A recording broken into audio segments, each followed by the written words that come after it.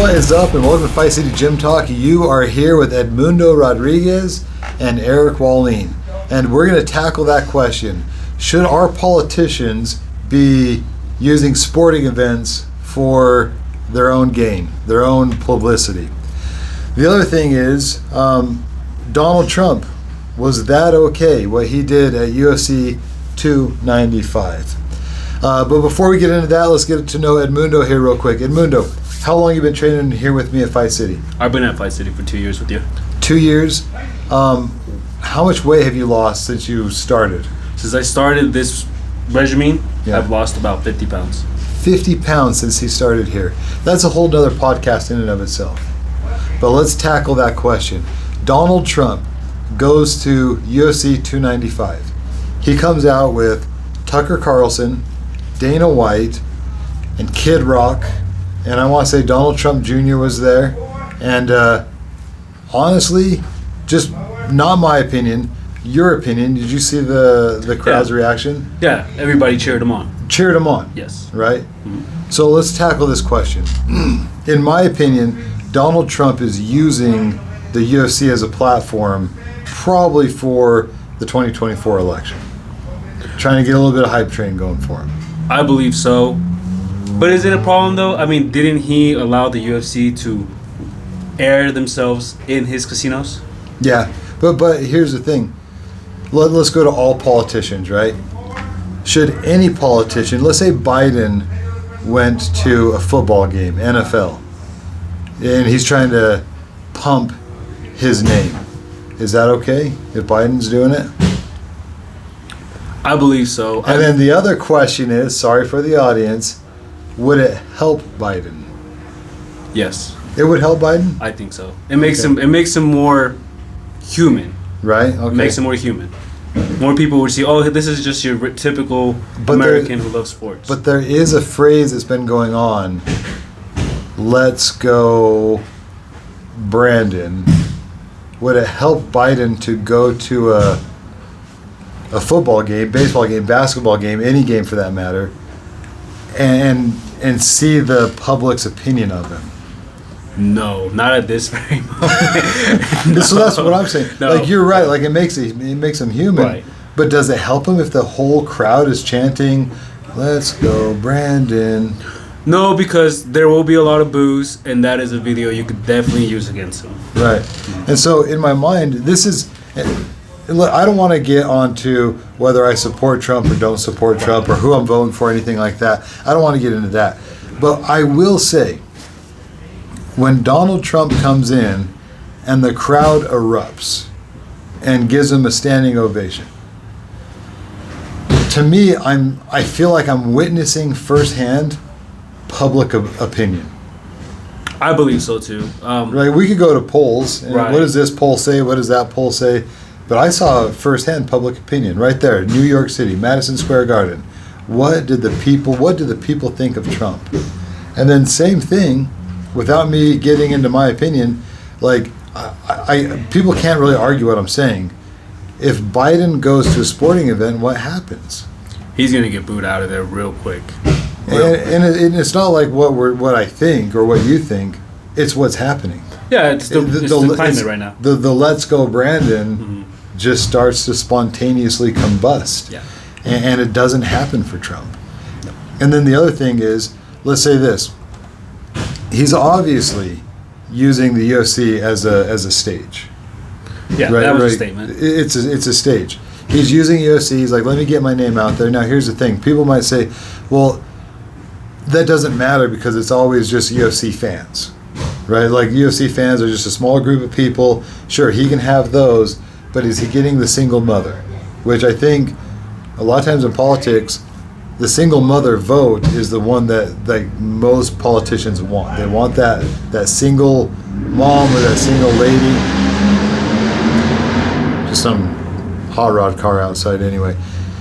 They want that single mother vote, or just the women's vote in general. That's a very coveted voting base for these politicians, is the adult women. They Correct. want that vote hard. So, it's like, okay, so let Biden have those, and Trump gets the alpha male vote. right? And like in my mind, does that help Trump? I mean, for most of my life, the man has always been the head of the household. So even if that might not be now, I'm Right. still sure there's an influence on what way people vote as far Yeah. as like in that household when a man is in charge. So the head of the household, also watching a UFC event, the head of household saying, "Hey, honey, come look at this. Trump's on the UFC." People influence each other, even if they may not be watching it with their husbands. They're gonna still talk about it. Look, Trump Right. was cheered on at the UFC. Because we can't forget that he just got arrested, kind of. He's going through his legal issues. Yeah, and they have the mug shot. Hey man, that's a shirt. That is a shirt. Same thing. Like, I think the alpha male looks at the mug shot and relates. It's like, yeah, we all have our problems, whatever. Yeah. But we also got to go back to that woman vote. The women, are they looking at the mug shot like, I don't want a criminal in office? I mean, rainbows and sunshines is great, but they don't pay the bills, right? Yeah. At the end of the day, that doesn't pay the bills. And the last 4 years, we've kind of seen how that goes. So Personally, I think any publicity for anybody running is good publicity. right. Like, it just, your name being in conversations is helping anybody. And so, without a doubt, I guess we'll go back to the original question. Like, is it okay? And also, guys, don't forget to put your comments below. Is it okay for politicians to use sporting events as a platform? And let me give you what I think. I think it's absolutely okay. Because back to public opinion, I'm now witnessing what do people think of Trump. And in my department of like we got a gym here, we're fighters, we train a lot, like-minded individuals are at the UFC event and they're cheering him on. And so in my mind, I'm kind of maybe getting like, oh, well, they like Trump too. Let's also talk about who he was with. We're talking Joe Rogan. Here's the thing. When Donald Trump shook Joe Rogan's hand, it was a stand-up, smile, pat on the back, like they were buddies, right? We don't know if Joe Rogan's going to vote for Trump or not. Right. He has alluded to that in a lot of his podcasts, but we don't really know. So all of a sudden, Joe Rogan is, in a weird way, but not really, endorsing Trump. Also, Dana White, in a weird way, but not really, endorsing Trump. Dana White has endorsed Trump though in the past. Yeah. So yeah, it's if he has officially done it, then then it was like, okay, we know that those guys are in cahoots together. Yeah, they're buddies. Do we know that? And then the other one was Tucker Carlson. That one's interesting. Well, I don't think so. I mean, Tucker, if you watch Fox News, the entire time that Tucker Carlson was over in Fox, Tucker basically spent 4 years defending him. But I've seen Trump at events. I have not seen him at events. Yeah. That's why I'm interested. The other thing about Tucker Carlson is there's all this like, oh, is he going to be a running mate? Is he going to be a VP? Exactly. What's the question? Here's there, the thing. When it comes to Tucker Carlson being VP, I don't think that matters. It would be huge. I'm not saying he it left wouldn't Fox be huge. for a reason. It wouldn't What be, was the reason? It would be huge. Tucker Carlson, though, has a huge fan base. Well, it's a huge following. And basically, so this is what I saw. Powerhouse in Dana White, powerhouse in Tucker Carlson, powerhouse in Joe Rogan. Right. All smiles and handshakes. And in my opinion, it's like those are kind of three of the most influential men amongst the alpha male community. And in my mind, In I'm the like, last 4 or 5 years, yeah, you're like, absolutely right. like who else should and could have been in that conversation? And it's, I mean, we had Kid Rock. I mean, Kid Rock's fun. He's Yeah, cool. I mean, He's got that song. He was coming out with the American BA, and it's like not everybody needs to be a big top guy in that group. Maybe it makes Right. him look more familiar, more fun. Kid Rock's got good music that honestly, if you go to like a Trump rally, not that I've been, but if you go to a Trump rally or watch the Trump rallies, he's constantly running that type of music, Right. But like a classic American, all American type music, and Kid Rock hits that genre perfectly. So I think he came in escorted in good company, as far as like Does Trump like the UFC? I believe so. I think so. I don't. I think so just because... I think he likes it for business. I don't think he watches fights. I think so because he goes a lot. But you are absolutely right. I think it benefits him more than he likes it. If an average fighter here at the gym were to sit down and talk to Trump about the UFC, I think Trump would be like, and who's that guy again? And how many times has he won? Who holds the belt? I think he's good. He's charismatic, and he'd act like he knows and cares. But I think he would also be a little bit out of the conversation. There is probably a lot going up there. He probably has a lot of things that he handles, and well, let me say this: if he truly was a UFC hardcore fan, I would maybe feel less excited about him running for president. I mean, think about that. You don't want a guy that's either obsessed with video games, obsessed with sports. I want a guy that's obsessed with winning world events. Like, I want a guy that can sit and talk to me. What's the relationship between Hamas, Iran, Palestine? What's the difference between all of them? That's what I want to know. Like why did we give $6 billion to Iran, and then simultaneously a week or two later we're at war with Israel's now at war with Hamas and Gaza with our money and I want that conversation, or Trump or anyone in that wheelhouse, to be able to say, like, well, this is why the money was there, this is where the money went. And a lot of people are saying, like, well, Iran promised that it wouldn't be used for, it would only be $6 billion all towards humanitarian services. You can never trust another person's word. That's just that. Yeah. So in my mind, I don't think that Donald Trump's that big of a UFC fan, in the fact that I don't think he'd be all that educated in the UFC. No. And then the other one which I think that's a good thing. A good thing. And I would hope that if you were to sit down and talk world events, he'd be able to just run his mouth like crazy. Which... He'll probably talk about it like how we talk about fighting. Yeah. Which is where he should be. That's where his head should be at. But honestly, because he's not president, where should his head be at? Fighting his legal cases and winning them. Or working the crowd. You know. Hey, we learned last time when he won, all publicity is good publicity. Yeah. I had this conversation with my mom. I told her I believe he's a genius, because even if he loses, he's gonna win, because the whole time he's just advertising his name. Yeah. Now let's get off the Trump train for a minute and be a little bit more bipartisan. Check this out. What should Biden be doing right now? Fixing America. Yeah.